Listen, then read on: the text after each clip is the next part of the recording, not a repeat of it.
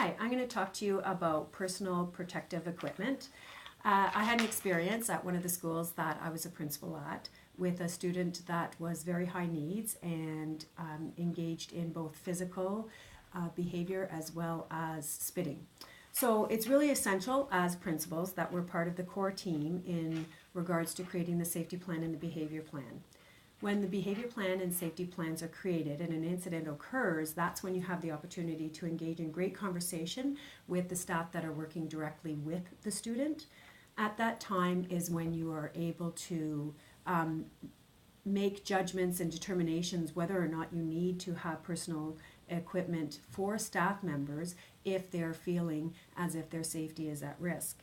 So with the student that we worked with, he was a spitter, and one of the strategies that we put in place that was very, very supportive for all staff members and honoring their concerns was to create a document, and this document really helped them understand when they use the equipment, how to use the equipment, and what the equipment was for, and where it would be stored.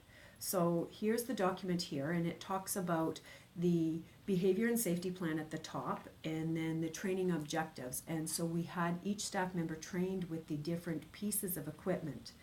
And then we had examples of what the equipment would be. So they wore basically like lab coats that protected their body from any saliva so that they didn't have saliva on their bodies. And they also wore rubber gloves to protect themselves as well on their hands if they had any open cuts from the saliva, and then a disposable face guard.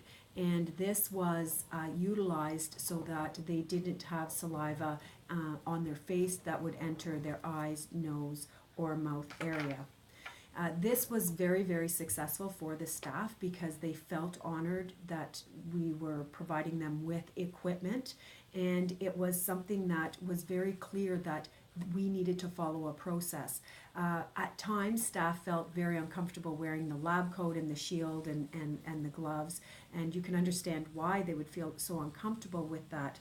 But what it did is it allowed us then to review the process after a week that it was implemented, and then staff were able to figure out what are some other strategies. Through that process, we were able to come up with another strategy so that we weren't where they didn't have to wear this equipment, and it was very successful for all.